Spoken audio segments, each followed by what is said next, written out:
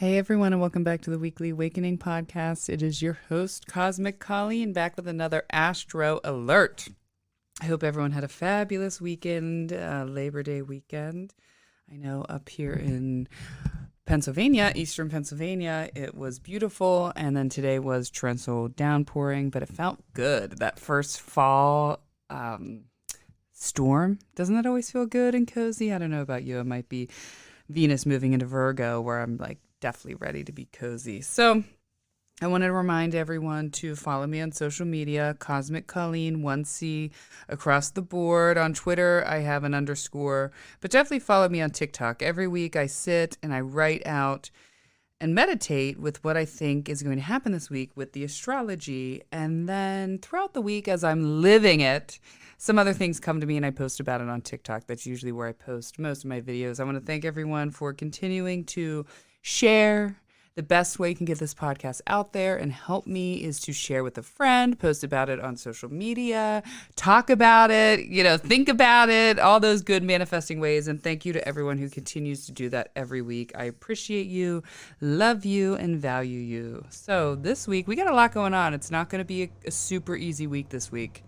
We have Venus in Virgo, a full moon in Pisces, and Mercury retrograde starting in Libra. So I was trying to think of like the perfect way to describe what this week is going to feel like, but it's definitely going to feel kind of like a drugged out, dreamy trance where we also want to get it together and feel like we're losing our minds. But hopefully we have some new creation that comes, because that is what happens. We create when we lose our minds. So let's talk about Venus and Virgo. I know I talked about it last week on last week's episode, but more came to me this week, and definitely go back and check out last week's episode. I might repeat myself, but Venus and Virgo. Well, this past weekend, for those of you that know me, know that I'm a Virgo rising with a Virgo moon in the first house. And this past week, as Venus was getting ready to head in Virgo, I took my kids on a camping trip. We had so much fun. It was about a half hour north of Reading, PA, if you're familiar, about 45 minutes north of Lancaster, PA. Maybe an hour from Lancaster, actually, but definitely like 35, 40 minutes north of Reading. So if you're familiar with that, Hawk Mountain, that's where I took my kids. Lakewood campground.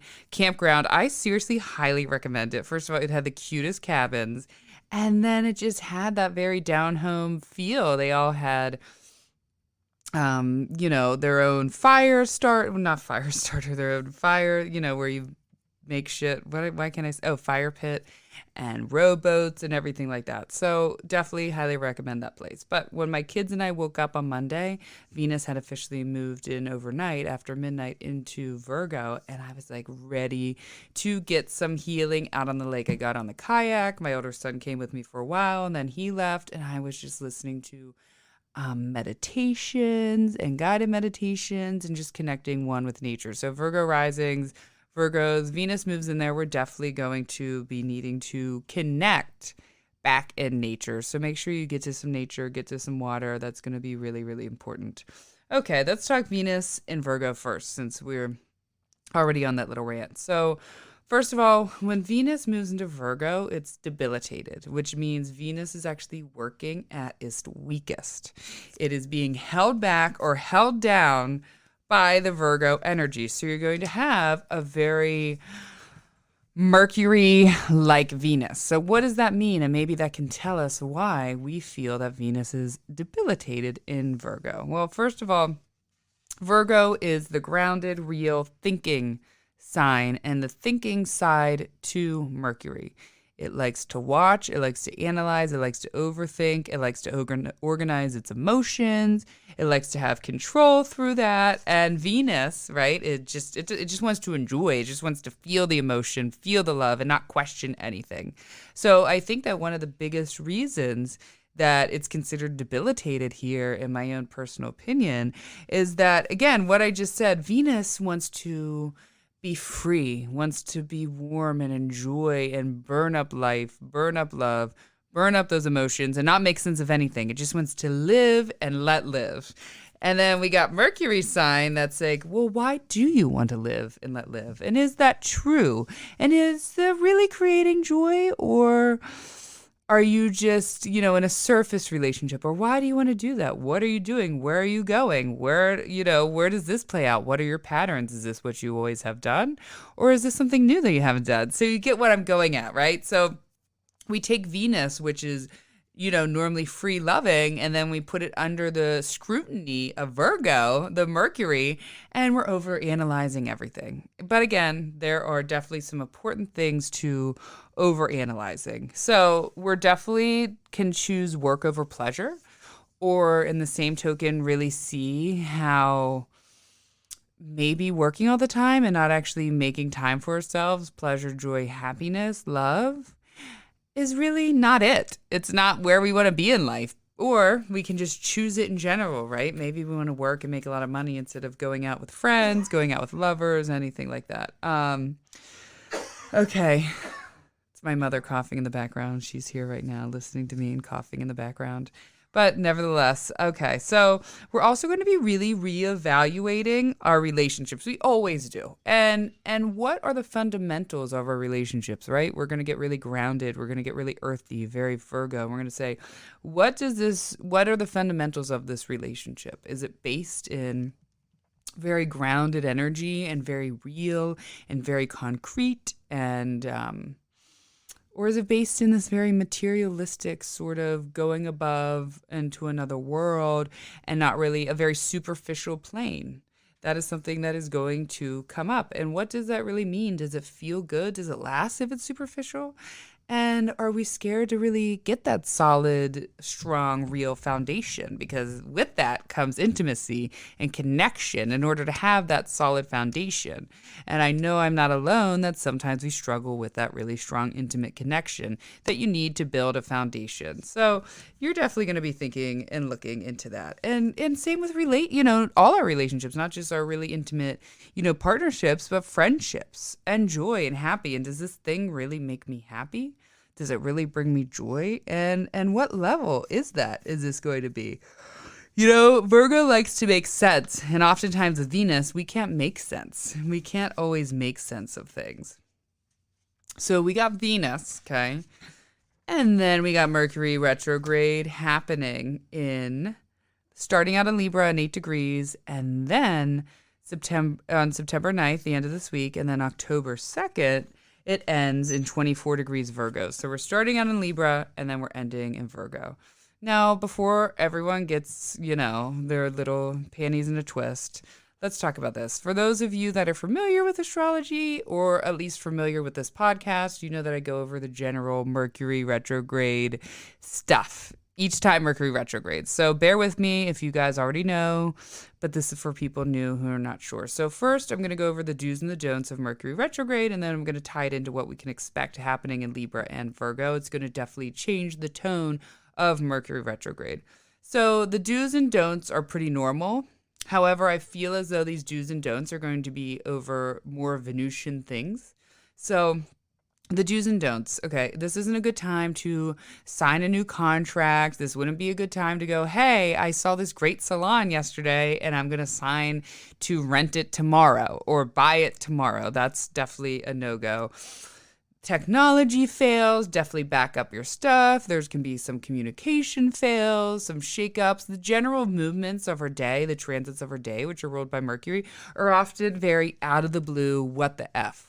But with Mercury retrograde, it feels things that are outside of us, things that are out of our control, things that are, very tangible that are kind of going a little bit wild. So just remember that. It's out of your control, but all you can do is control your reaction, which is what Mercury wants. Mercury wants you to be flexible like itself. Mercury wants you to go with plan B, C, and D like itself. So oftentimes these are helping us to create a more flexible person in us. Okay, now, this is going to be a big retrograde, I feel like, with past exes and friends. That can always happen in every retrograde, definitely in one way, but I think this is going to be extra. This is going to be extra, extra. We got Venus in Virgo right now, Mercury sign, Venus is in there, and then it's retrograding in Libra, Venus' sign, and then back into its own sign of Virgo. So I feel like there could definitely be some impulses to the love story whether you all of a sudden want to go break up with someone without really thinking it through, or you all of a sudden want to attach to someone without thinking it all the way through. This could be one where exes, again, come out of the woodwork. Same with friendships, same with past love Venusian things are going to be resurfaced. Now, oftentimes it's not suggested that you get back with an ex, but however, sometimes it does come back for a positive reason. It does come back for you to take a second look at this person, a relook at this relationship. It either comes back to show us how much we have grown, or it comes back for a second look, a second chance, because it's meant to. Now, only you know that. I don't know that. You know that. And you know that if you're getting honest with yourself deep down in your subconscious, okay? Remember, like we talked about with Venus and Virgo, is this connection a really solid, strong foundation that can be built again on something? Or is it something shallow, something I'm seeking, my ego is thinking? That you already know. Whether you want to be honest with yourself, you already know. So only you can tell what's the right or wrong thing to do. Being in Libra, we're going to have a hard time making a decision. And again, it could be down to like what color, as something as simple as what color do I paint my house versus, or my bathroom versus who do I want to date, my ex-boyfriend again or this new guy that's coming here? Where do I want to go to dinner? It's a hard time making a decision, going back and forth, weighing the options, seeing what is best to do. But also some advice, every time I have a hard time making a decision, I don't make anything at all. And it's quite surprising, especially if I'm really at a loss. Sometimes I don't do anything at all. A, if I don't have the clarity what to do, then I need to trust myself. But B, oftentimes it ends up, something ends up shifting and then allowing me to make my decision. So if you have no idea what to do, don't make a decision at all. The answer will eventually come.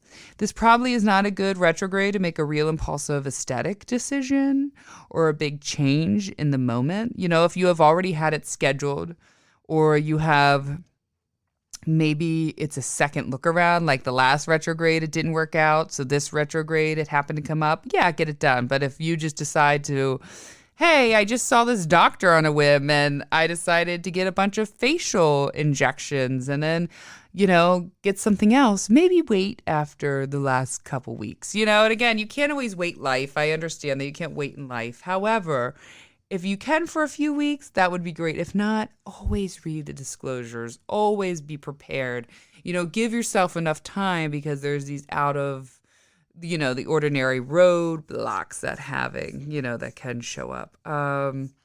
This could definitely be, again, overthinking until you make yourself tired that you just don't make any decisions whatsoever. A strong resistance to seeing the truth right in front of you is something that could be a theme with this Mercury retrograde. You know what I'm talking about? You see something unfolding in front of you in a person, place, or thing, and you don't want to see it. You want to deny it, live in La La Land.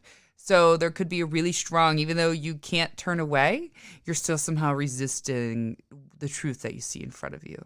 Again, this is going to be a really strong relationship-focused Mercury retrograde, I believe. Rethinking it, revisualizing it, understanding it, and maybe, it just shows up in a way of your patterns, to see a pattern you haven't really worked on, or a pattern you thought was gone, or maybe even a good pattern.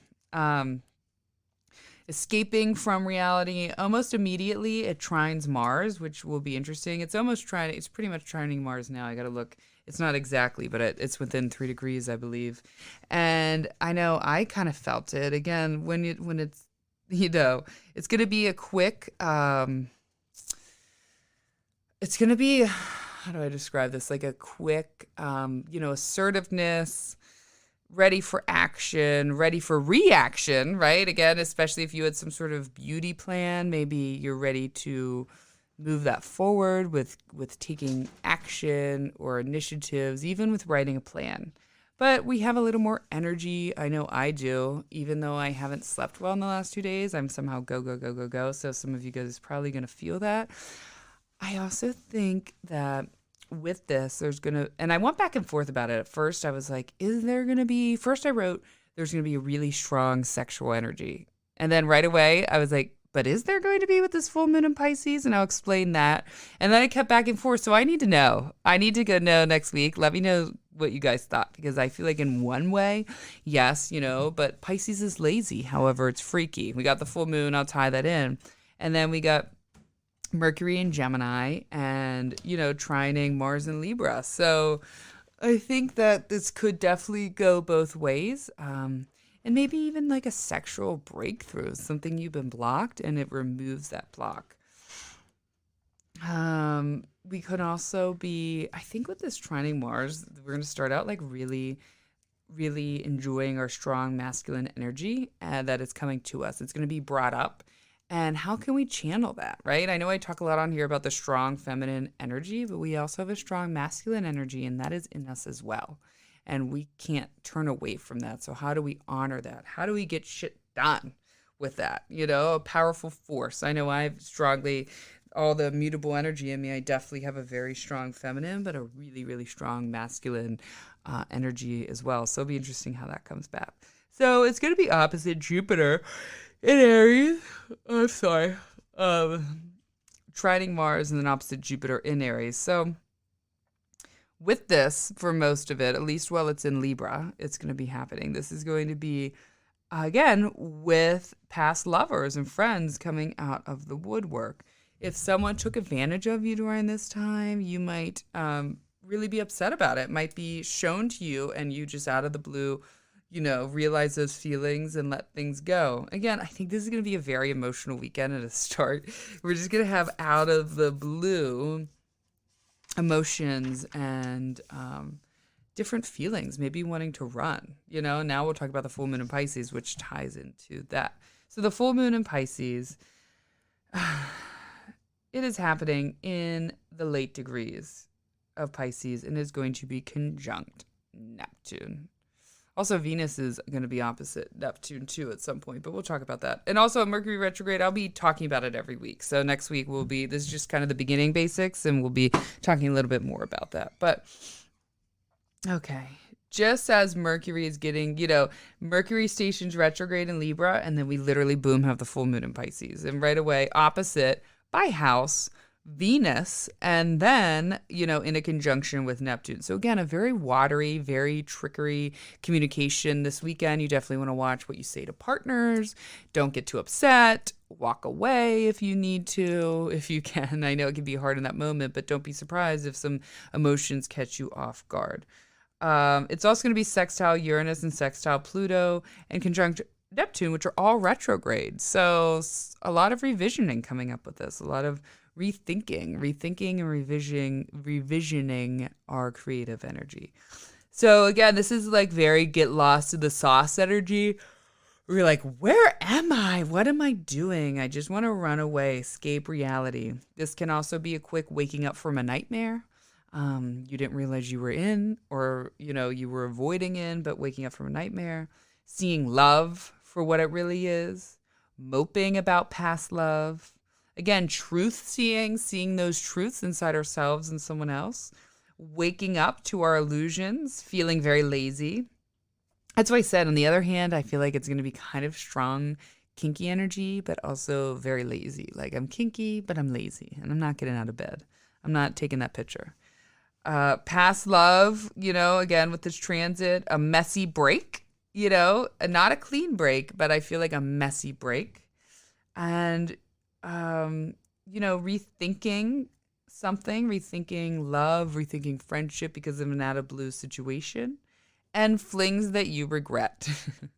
That is really what came to me for the full moon in Pisces. I know it doesn't sound too great. It kind of sounds like, I don't know, I can't think of, what's the movie I love? Oh my God, I love this movie when I was younger. Oh my God, with Woody Harrelson and Juliette Lewis, where they're both serial killers. They're in love. Oh my God. Oh, I want to say hold on. Oh, Natural Born Killers. So without the killing, hopefully no killing, guys, but that's sort of lost and it's me against the world. So we have a lot of emotions this week. So how can we work to let go? Again, with the full moon, we look to letting go, however that looks. That could be letting go of a picture of someone. That could be writing out patterns you don't like. That could be burning other links that were family members, but we learn to let go whatever is shown. Even in learning to let go in the moment of being upset, if you have some emotions, if, emotions take you by surprise, how do you let that go? So this is going to be an emotional week, guys. Make sure that you write me and let me know how this all goes. I'll let you know next week what I can expect. I don't have any super plans this week, but as you know, it's so funny. I'm like, I do these and then sometimes I like predict my own stuff. I'm like, how did I not even see that coming? So that is it for this week, guys. I hope everyone has a fabulous week. I love you all. And thank you again for continuing to support the Weekly Awakening podcast. Have a beautiful day. Thank you.